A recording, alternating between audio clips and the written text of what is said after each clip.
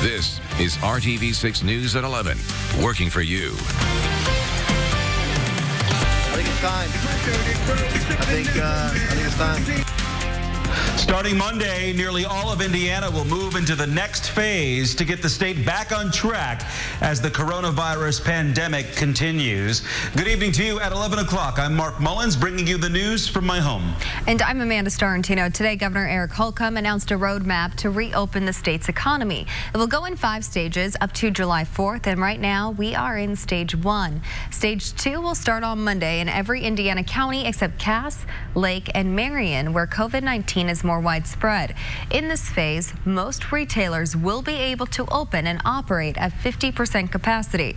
If a week passes with no major issues, restaurants can open at 50% capacity, and hair salons and barbershops can open by appointment only. In stage 3, starting May 24th, gyms, fitness centers, playgrounds, tennis courts, and theaters can operate at half capacity. In stage 4, starting June 14th, retail stores and malls can operate at full capacity. Dining rooms and restaurants will be able to operate at 75% capacity, and bars and nightclubs at half capacity. Museums, zoos, and aquariums can reopen, and sports leagues and tournaments can resume. Finally, in stage 5, starting July 4th, conventions, sporting events, fairs, and festivals may resume. Governor Holcomb says while getting the economy going is important, it's also important to never forget the pandemic has taken the lives of more than 1,000 Hoosiers and counting. We will honor their memories by never forgetting them, their smiles, their laughter, their love, their wisdom, their good works while they were here with us. The governor says the plan to reopen is not set in stone. Many of the details could change based on hospitalizations, ventilator availability, testing capabilities, and contact tracing efforts. So the roadmap to reopen is set, but are you ready to navigate it? RTV6's Cameron Riddle has reaction from Hoosiers.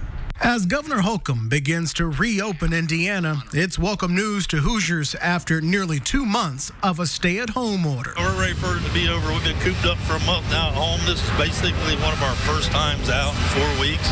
We're ready. Sammy Allen was among the dozens of people taking in some fresh air on Monument Circle.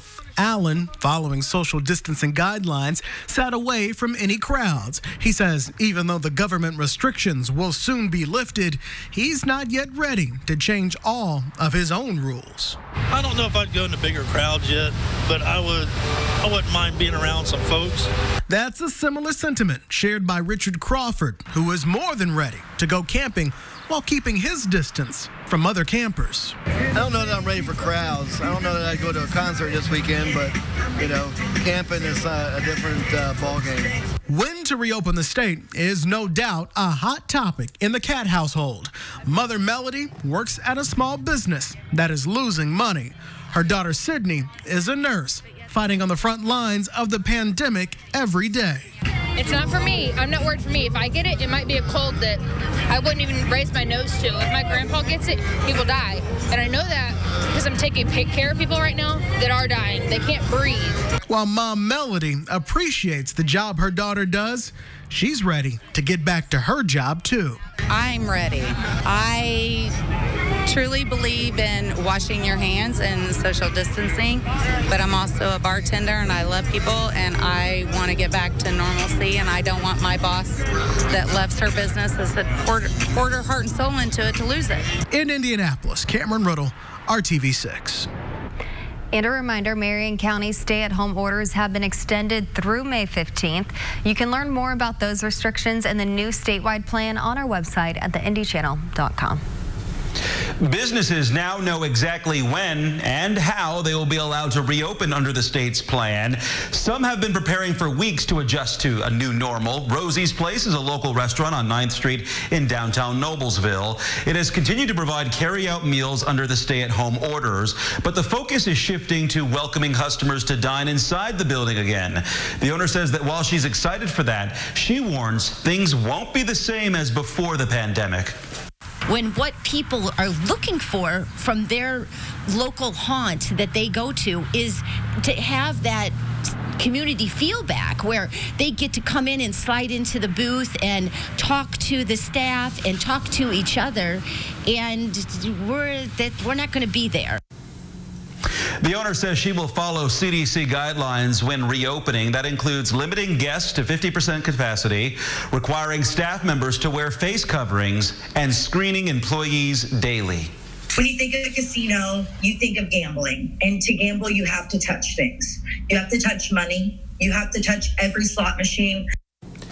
Those are some of the reasons that Indiana casinos may have a tougher time getting back to business. And when they do, there are questions over how the process will be handled. Today, concerned casino workers held a statewide virtual rally on Facebook. They want cleaning and safety to be a priority. I'm hoping that our company steps up and demands that we wear gloves as frontline workers, masks, whatever it will take to make sure that we stay healthy and are able to work. Masks are another issue because right now the Indiana Gaming Commission does not allow face coverings, and workers are concerned that if they do get sick, they'll struggle to get access to health care. The union is in negotiations with employers to push for better benefits. It is still undetermined when casinos will be allowed to reopen in our state. Some people want Indiana businesses open now, and they're not happy with how Governor Holcomb is handling the pandemic. We as Indianians must stand together. Do we have a cause? Do we want change? Before the governor's announcement today, dozens of people took part in a demonstration outside the State House. They want Holcomb to, quote, stop the shutdown. The demonstrators believe individual businesses should be able to decide for themselves when to open. Nobody here is saying that you should just go out and be nonchalant about it. Nobody's here saying that you shouldn't wear masks. We're saying that's an individual choice. Nobody's here saying you should go to an individual business or not go to individual business. We are saying that business should be able to be open, and if they deem to put things into place that will follow guidelines and customers want to go there, that should be their choice and the customer's choice. That should not be a government edict. Governor Holcomb says the plan to open in phases is a safe way to move forward. As things start to gradually reopen, healthcare workers everywhere want to get the message out that they're open as well and never closed.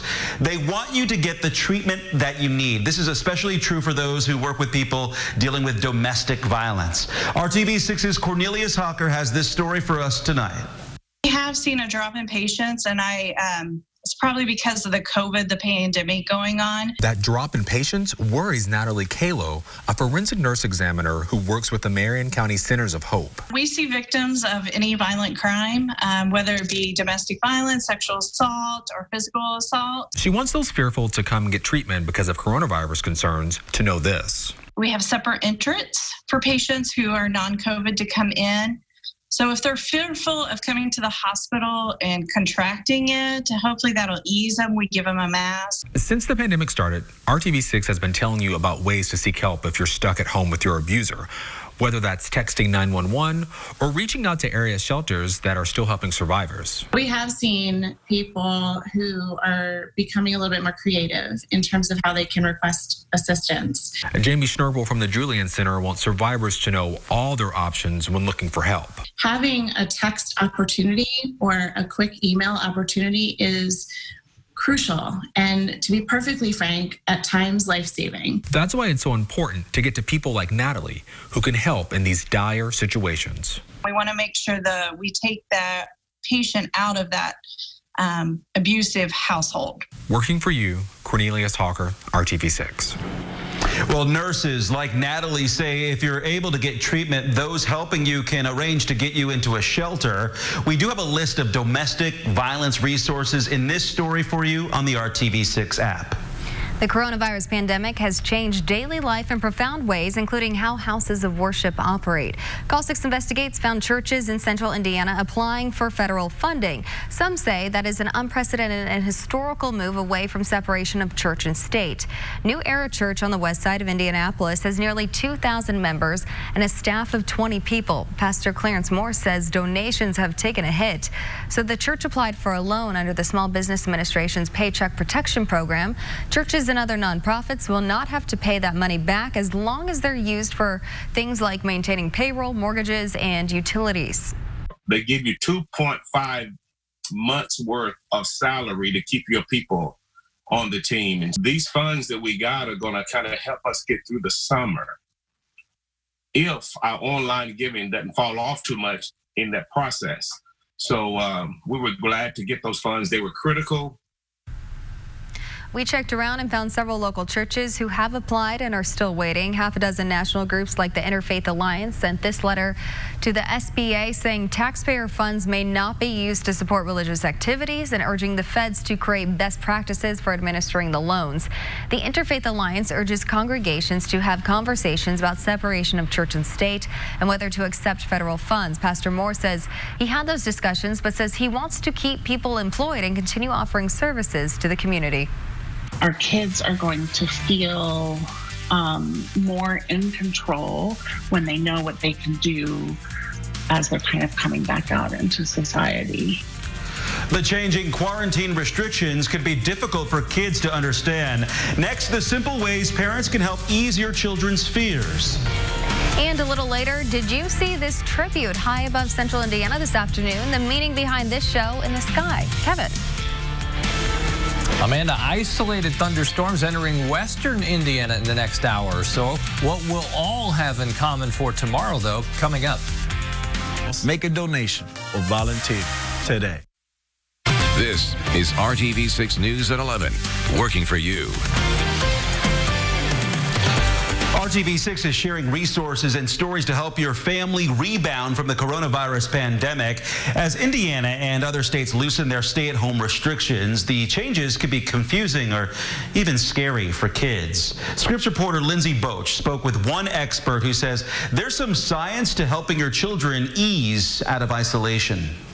This is a global pandemic.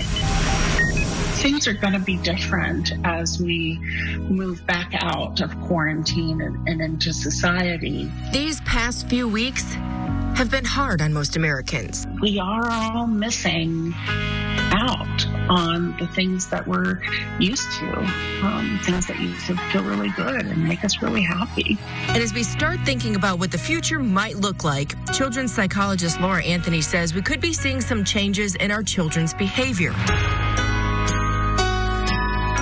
Most of us as parents are seeing signs of stress or sadness or grief or frustration, disappointment in our kids.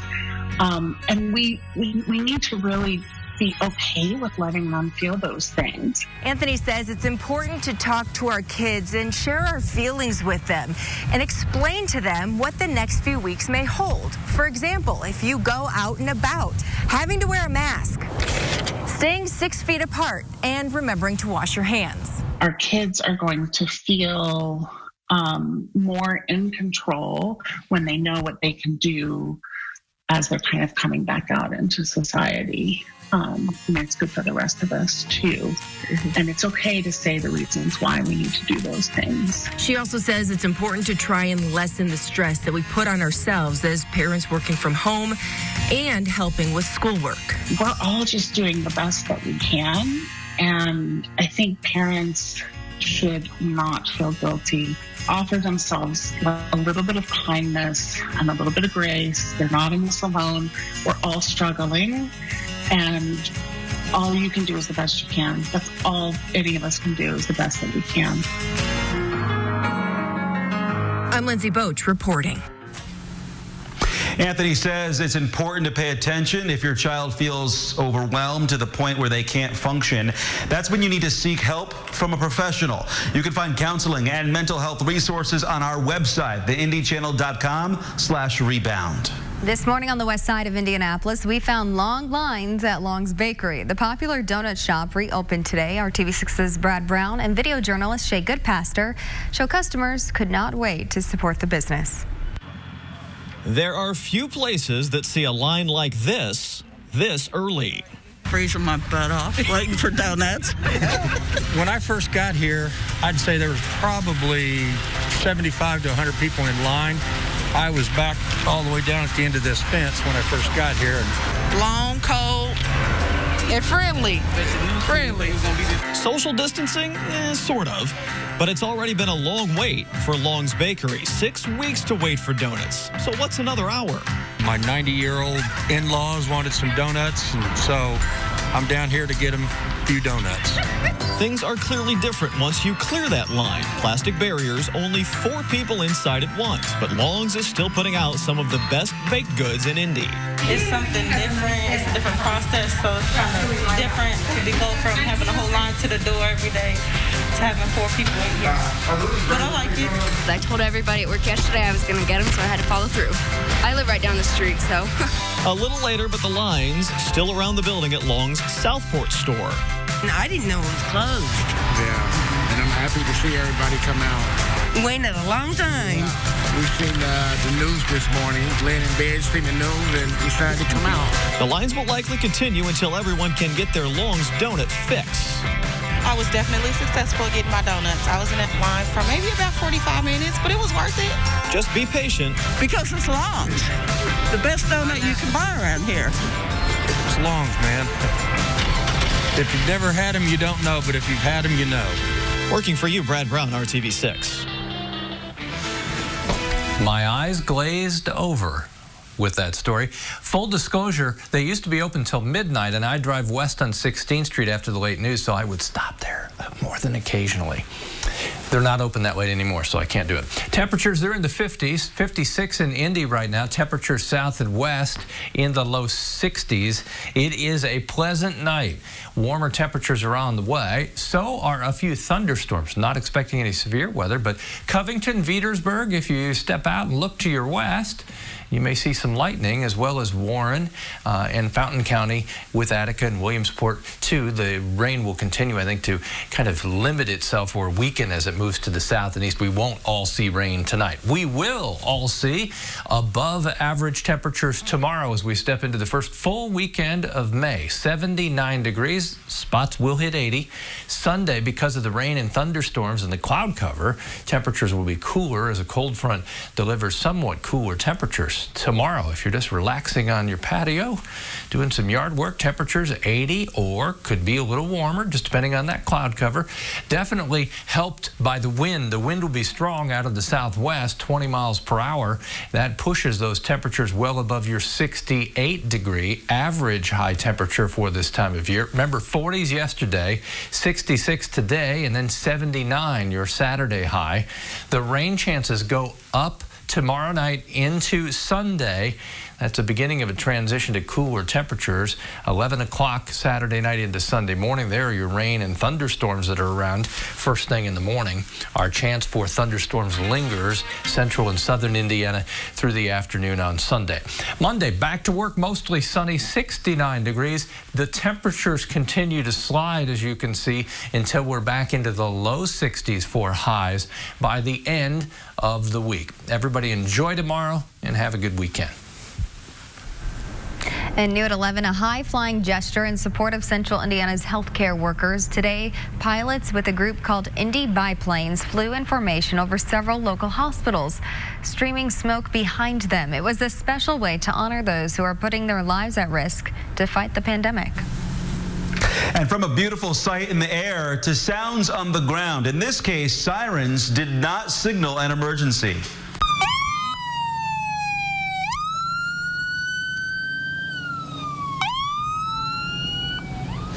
This afternoon, all 3 elementary schools in the Mount Vernon district held parades. Teachers and other staff members decorated their cars and drove through students' neighborhoods waving and honking.